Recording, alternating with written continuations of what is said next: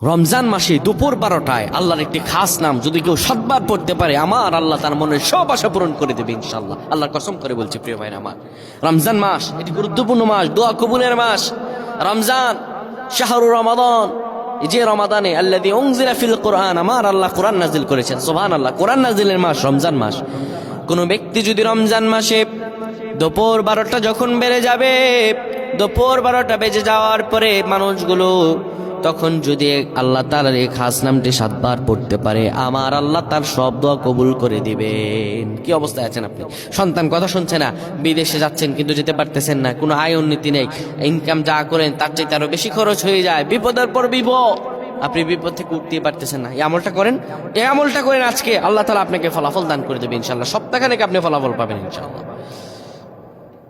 যখন দুপুর 12টা বেজে যাবে, আপনি তখন কোনো মসজিদ কিংবা ঘরের একটি কোনায় বসে যাবেন, যায় নামাজ বিছিয়ে বসবেন।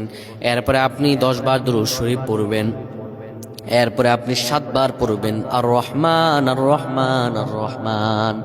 এরপরে আবার 10 বার দুরূদ শরীফ পড়বেন, 3 বার ইখলাস পড়ে আল্লাহ তাআলার কাছে দোয়া করবেন। এইভাবে যদি দোয়া করতে পারেন, আমার আল্লাহ তাআলা আপনার সব দোয়াগুলো কবুল আর মঞ্জুর করে নেবেন। সুবহানাল্লাহ পড়েন।